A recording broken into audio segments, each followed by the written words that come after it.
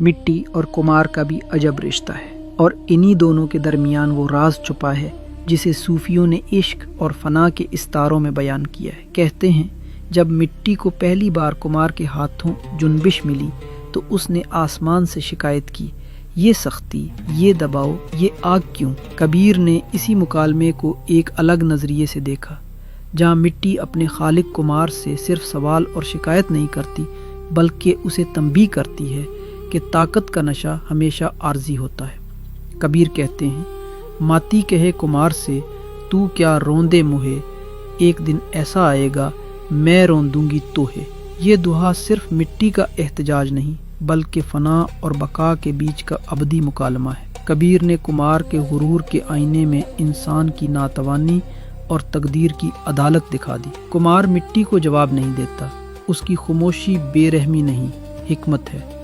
مٹی ابھی یہ نہیں جانتی کہ اس کے اندر ایک صورت چھپی ہے، ایک راز جو صرف کمار کی نظر جانتی ہے۔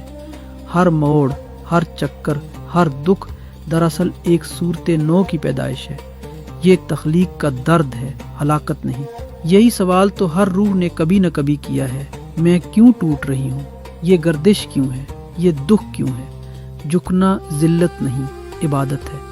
زندگی کا چاک گھومتا رہتا ہے، تقدیر کا پہیہ، اور کمار کے ہاتھ مٹی کے لیے دعا بن کر آتے ہیں، مگر اس وقت مٹی نہیں جانتی۔ کمار جانتا ہے کہاں نرمی کرنی ہے، کہاں شدت۔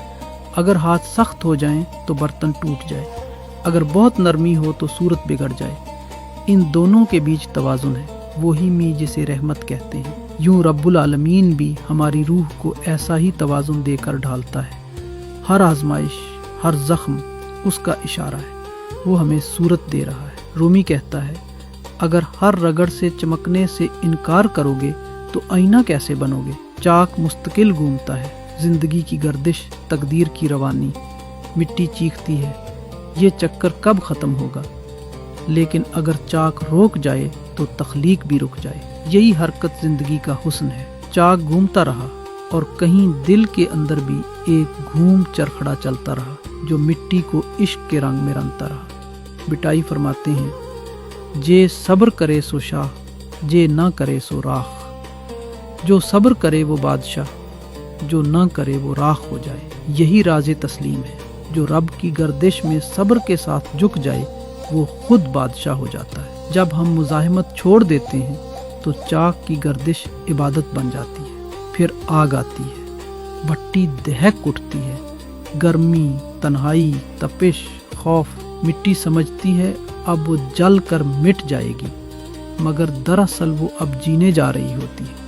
یہ وہ مقام ہے جسے سلطان باہو نے عشق حقیقی کہا، عشق انوکھا، عشق عجیب، جس نے ماریا سو جیندہ تھیوں میں۔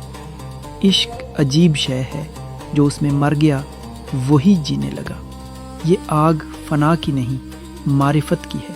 جہاں نفس پگھلتا ہے اب مٹی کمزور نہیں رہتی، وہ پختہ ہو جاتی ہے، روشنی اور پانی کو تھامنے کے قابل۔ ہر جلنا ایک نیا جینا بن جاتا ہے۔ بھٹی بجھتی ہے، کمہار اپنا برتن دیکھتا ہے، چمکدار، قائم، مکمل۔ اب وہ مٹی نہیں رہی، وہ اب ایک مکمل شکل اختیار کر چکی ہے۔ ایسا ہی انسان جب آزمائش سے نکلتا ہے تو وہ دوسروں کے دکھ کا پیالہ بن جاتا ہے۔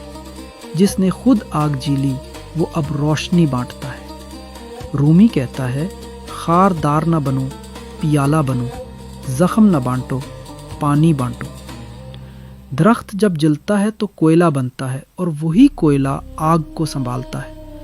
ایسا ہی دل جب پگھلتا ہے تو دوسروں کے دلوں کو گرماتا ہے۔